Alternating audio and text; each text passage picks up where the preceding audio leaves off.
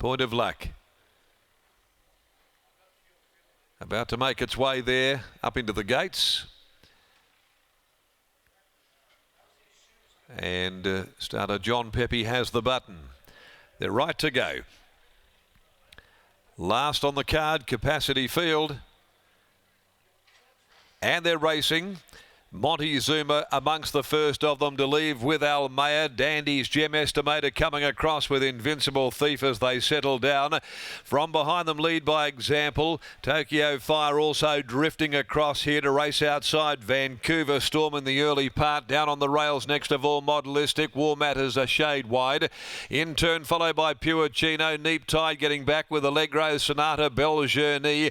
And Point of Luck found itself detached from those other runners and is back a clear last as they work along Matheson Road and reach the 1600. The leader is Montezuma, settled down a length in front. Estimator is second. A length and a half away is Almaya. Impossible Dream down on the inside, travelling fourth. Invincible Thief around them, three deep.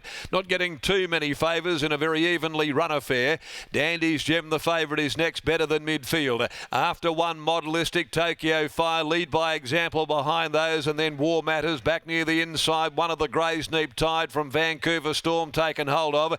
It'll drop right back into the field. Outside of it as well there down the side here as they go by the 1,000, Pure Chino and Allegro Sonata, Belle Journey, and back there as well, Point of Luck. They're back near the tail end. Montezuma showing the way. Midway down the riverside of the track, less than 900 to go in the last. Montezuma by a length. Running second, Estimator. Over on the inside, Almaya is next of all. Invincible Thief is fourth. Impossible Dream fifth the rail.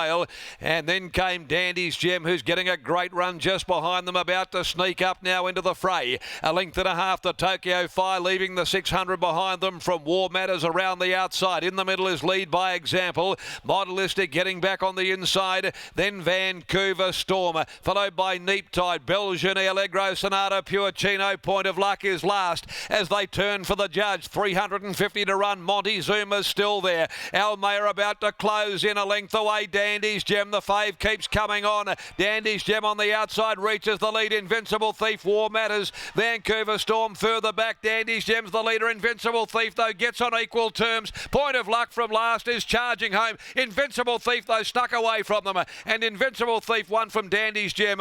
Point of Luck made up a phenomenal amount of ground to be third.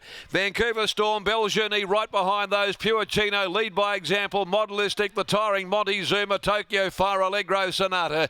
Then Neap Tide, Impossible Dream. Almaya's run come to an abrupt hold on straightening. War Matters likewise, and last home Estimator. Invincible Thief, number 12, gives Holly Knottle the second leg of a double today and edges her way ever so closer to gain a ticket to ride on Saturdays. Just one win away. Invincible Thief delivers, goes back to back out of a maiden. A very good performance here, 1685. Back there, rounded them up, put them away. Dandy's Gem second, monster effort once again. Point of Luck from last, finishing third. Vancouver Storm fourth home. But Invincible Thief for the David Harrison stable, the Hellbent mare from the Hummerstons, and G.J. Simmons takes out her second straight win. And Holly Knottle also picks up her second victory this afternoon. Went around about a $15 chance in the betting. Invincible Thief adds a bit of value if you've been alive in the quaddie in that last event. A bit of a value play. Defeating Dandy's Gem by Machino, Lucy Fiore for trainer Ambrosio Altieri, and 14 Point of Luck by Bradbury's Luck, Brandon Louis for Gino Paletti. They ran 2:17.44. Looked to be going along at a really good clip all of the way. 36.27 the last 600. 1 3/4, a half a length the margins. Our man down in the yard all day, Lockie Taylor, is down there as well for the last on the program. And Holly Knottle continues to punch out the winners, and she sneaks so close to getting a ticket to ride in the metropolitan area on Saturdays.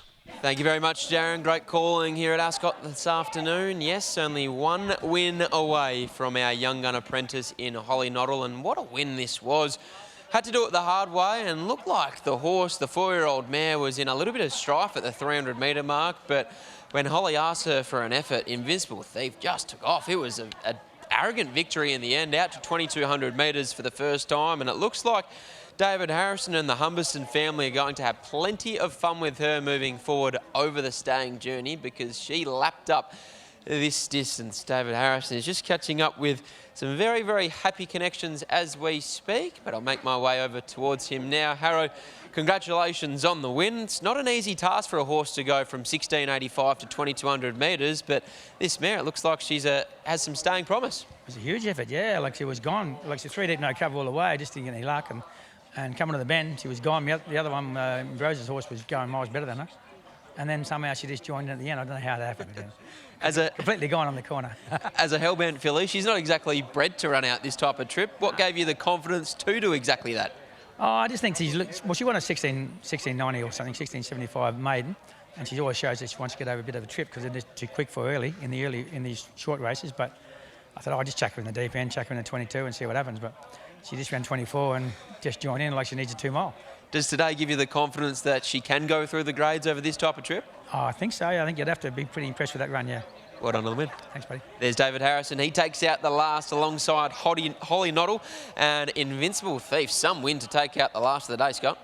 Certainly was. Lock, as Harrow rightly said, at the top of the home straight, Ambrosia's horse actually pushed out underneath of Invincible Thief, and look, the winner there, Lucy Fiore, rode a beautiful race on the runner-up, but Holly Noddle's credit, she didn't give it away, she didn't give up on the mare, she just kept coming, and with 100 metres to go, she was stronger than anything through the line, apart from maybe the Grey, who ran another eye-catcher from the back of the field. How good's Point of Luck going? She is going very, very well. She just needs an element of luck in her races, as her name would suggest, but no denying how well she's going at the moment. But credit where credit is due to Invincible Thief. That was an arrogant performance over the 2,200 metre journey, and you need to go back and watch that replay on a few occasions to realise how big the run was and how she just didn't look likely at all at 300 metres from home. But in the end, she was far too good for them, and here's Holly Noddle catching up with Scotty for the second time here this afternoon. She certainly was. Holly, not a lot of luck out there today.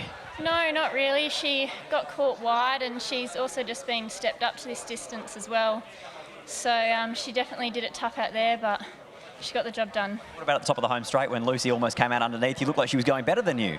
Yeah, I think she was, and then just let her straighten, and I thought I'll give her another go, and she ended up powering home really well. Say off that the 2,200 metres is exactly what she's after. Yeah, I think so. One more to go. Well done. Thank you. There's Holly Noddle. Great to see her boot home a double here at Ascot on this beautiful Wednesday afternoon. But some performance from the 4-year-old mare in Invincible Thief, trained by David Harrison. And that rounds out what has been a fun day of racing here, Scotty. Obviously, Holly Noddle, a big talking point, but some nice horse flesh. The likes of True Blue Bondi, 7 Candles, Like Clockwork. The Nun was an impressive winner of the opening race, so there's plenty to look forward to out of this meeting. Out of those ones that you've just named, Lockie, if you could only take one home with you, back to JP Taylor Racing, who are you taking? I'm stealing Brett Pope's Galloper. I think, actually, I'll steal Bob's horse, Like Clockwork. An extreme choice filly. I'm sure she's worth a lot of money, even if she never wins again, and Bob has plenty, so I'd be happy to steal from him. Yeah, I think that's the way to go. $200,000 yearling that's 2 from 2 undefeated. Yep. Looks like she's got a big future, and then a future in the breeding barn as well.